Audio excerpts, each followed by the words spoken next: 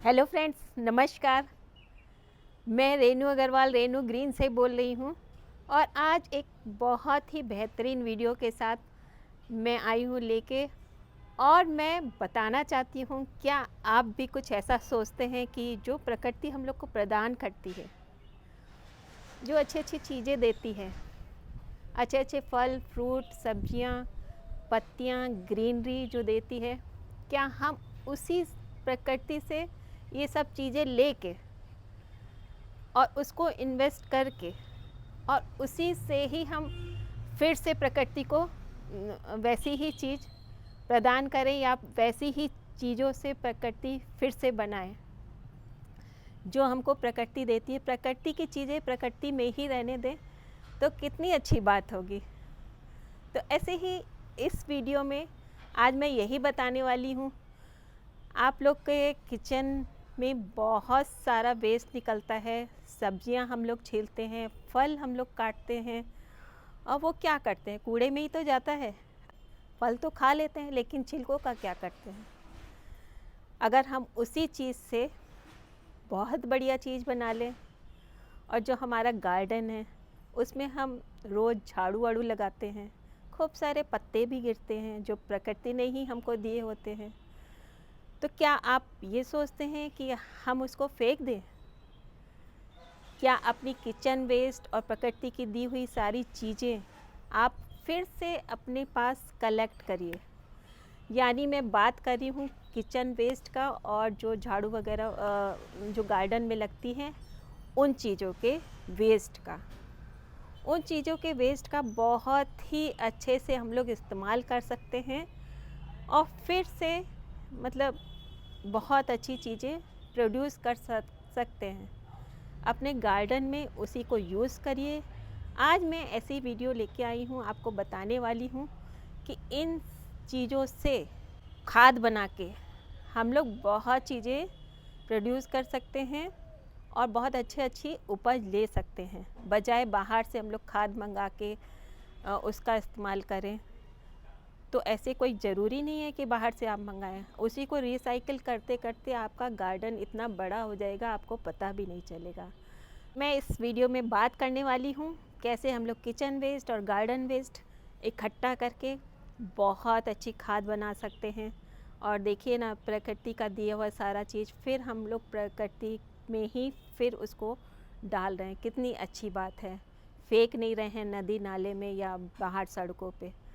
तो बहुत अच्छा पर्यावरण का भी हम लोग साथ दे रहे हैं और अपने गार्डन भी बना सकते हैं। तो हाँ, एक बात, अगर आपने मेरा चैनल रेनू ग्रीम्स सब्सक्राइब नहीं किया है तो उसको ज़रूर सब्सक्राइब करिए, लाइक का बटन दबाइए और शेयर करिए लोगों को, ताकि पर्यावरण के प्रति जागरूकता उत्पन्न हो लोगों में और भी। तो देरी ना करते हुए शुरू करते हैं ये वाली वीडियो। देखिए फ्रेंड्स, अब हम लोग खाद बनाएंगे। खाद के लिए हमें चाहिए हल्दी और थोड़ा सा खट्टी दही और किचन वेस्ट, फलों के छिलके, सब्जियों के छिलके, और देखिए ये हमारा गार्डन का कचरा है सारा, जो हम लोग ने झाड़ू लगाते हैं उससे निकलता है, और थोड़ी मिट्टी ली है और एक कंटेनर लिया है हम लोग, और थोड़ी सी दफ्ती भी ली है क्योंकि दफ्ती का बहुत अच्छा रोल होता है। दफ्ती के छोटे छोटे टुकड़े करके, दफ्ती तो सबके घर में कभी ना कभी निकल ही आती है, तो इसको भी आप लोग यूज़ कर सकते हैं। बहुत अच्छा सा कार्बन प्रोड्यूस करता है ये दफ्ती। और देखिए मैंने ये डाल रही हूँ मैं इसके ऊपर, और आपसे ज़रूर कहना चाहूँगी पूरी वीडियो बड़े ध्यान से देखिएगा, क्योंकि खाद का प्रोसेस थोड़ा सा अलग होता है बनाने का, और बहुत अच्छे से देखिएगा ताकि आपको पूरी वीडियो पता चल जाए खाद बनाने वाली कैसे खाद बनती है। ये मैंने इसके ऊपर अब डाला है गार्डन वेस्ट, और फिर उसके ऊपर एक लेयर मिट्टी की डालना बहुत ज़रूरी है, क्योंकि ये वाली मिट्टी भी मेरी रिन्यू होने के लिए मैंने रखी थी, जो पुराने गमलों से मिली थी। और इसके बाद मैंने सब्जियों के छिलके डाले हैं और इसके ऊपर भी मैं मिट्टी डाल दूँगी। तो देखिए एक पंथ दो काज तो इधर ही हुआ जा रहा है। जो हमारी मिट्टी पुरानी हो गई थी वो फिर से रिन्यू होने के काम में ली जा रही है, और प्रकृति की चीज़ें जो हैं प्रकृति को ही दी जा रही हैं और उन्हीं से ही बहुत अच्छा सा लाभ उठाया जा रहा है। देखिए ये गार्डन का वेस्ट है, ये मैंने सारा डाल दिया है इसमें, क्योंकि जो पत्तियां होती हैं ना, पत्तियों की खाद बहुत अच्छी होती है। लोग बाग तो स्पेशली पत्ती लाके अपने घर में खाद बनाते हैं, जो कि उसमें काफ़ी न्यूट्रिएंट्स होते हैं। और देखिए इसके बाद भी मैंने मिट्टी डाली है। हर लेयर के बाद मिट्टी डालना बहुत ज़रूरी होता है। देखिए ये फ्रूट्स के छिलके हैं, तरबूज आजकल आ रहे हैं तो तरबूज के छिलके बहुत निकलते हैं घर में। सभी चीज़ तो यूज़ हो जाती हैं इसमें, बाद में पता ही नहीं चलता ये सब चीज़ें कहाँ गई। बहुत अच्छी सी खाद तैयार होती है, क्योंकि इसमें सभी चीज़ पड़ी होती हैं। तो कभी कभी हम लोग को इसके पौधे, जब पौधों का टाइम होता है तब पौधे भी मिल जाते हैं, तो बीज भी पड़ जाते हैं ना साथ में। जैसे टमाटर के पौधे हम लोग को बहुत मिल जाते हैं, जब सर्दियाँ आती हैं तो कहीं कहीं निकलने लगते हैं। ये खाद का ही कमाल होता है। और देखिए ये मैंने अब सारी मिट्टी मैं फिर से डाल रही हूँ। लेयर ध्यान से देखते रहिएगा। एक बार गार्डन सॉइल, फिर गार्डन का वेस्ट, फिर उसके ऊपर सॉइल, फिर उसके ऊपर किचन वेस्ट, फिर मिट्टी, फिर किचन वेस्ट। बस ऐसे ही लेयर बनानी होती है। हर लेयर के ऊपर आपको मिट्टी ज़रूर डाल दीजिएगा, तो उससे बहुत अच्छी और बहुत जल्दी खाद बनके तैयार होती है। देखिए अब मैं इसमें सारी मिट्टी डाल दूँगी। ये सब डाल दी है मैंने इसमें। ये मेरे 3-4 दिन का जो किचन वेस्ट, गार्डन वेस्ट था, उससे ये आधी बकेट मेरी भर गई है। हालांकि जब खाद बनेगी इसमें तो और कम हो जाएगी। देखिए मैं छेद दिखा रही हूँ, मैंने जगह जगह इसमें छेद किया हुआ है, क्योंकि एयर का सर्कुलेशन होता है तो वो बहुत अच्छा होता है खाद के लिए। बहुत जल्दी खाद बन के तैयार हो जाती है। थोड़ी सी मैं हल्दी ज़रूर डालती हूँ अपनी खाद में, क्योंकि चींटी वगैरह लगने का डर रहता है, और भी क्योंकि ये भी बहुत अच्छी होती है हल्दी।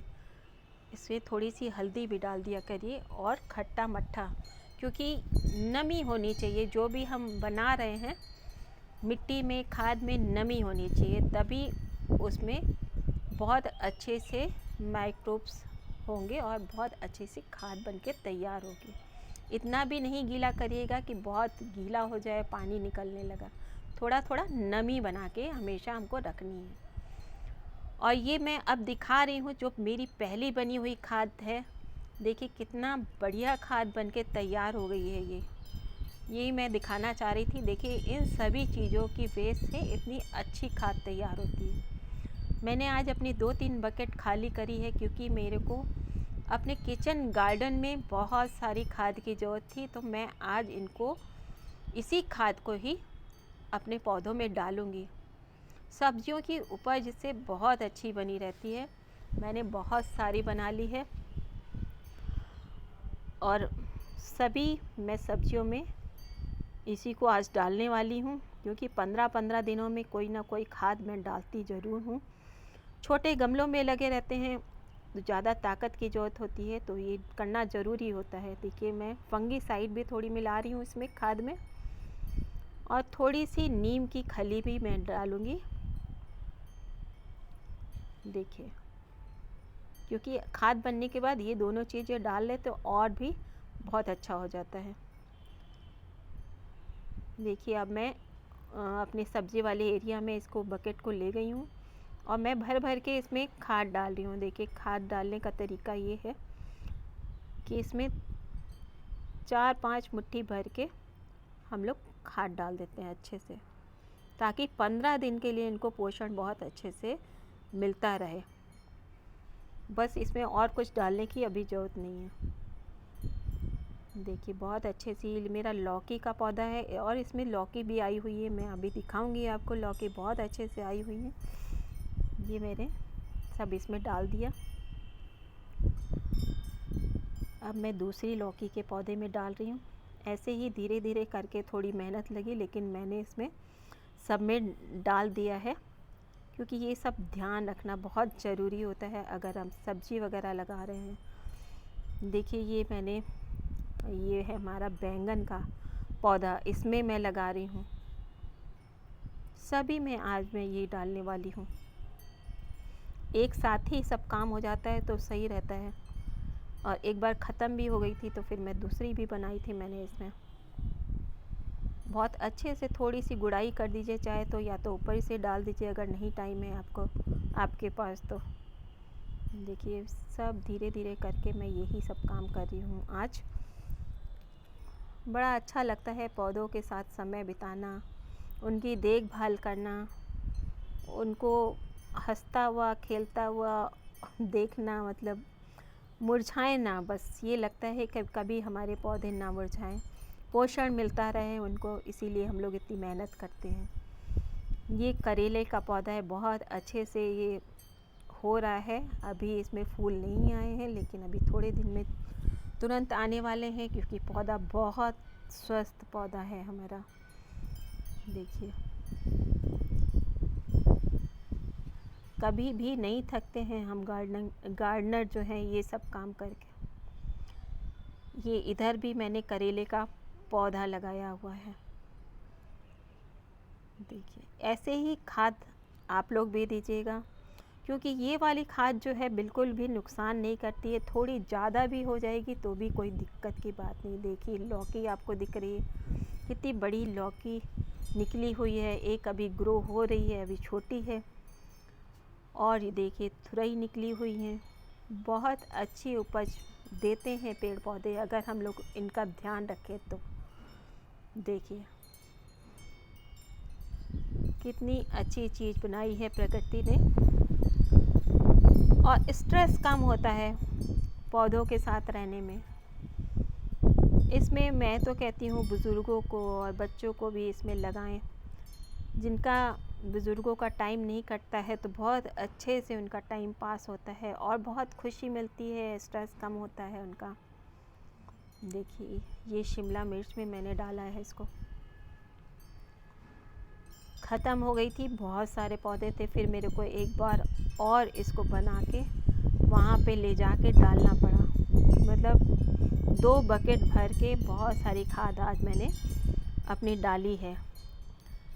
ऐसे ही मैं खाद बनाती हूँ, आप लोग को भी अच्छी लगे तो आप भी ऐसे ही कर सकते हैं।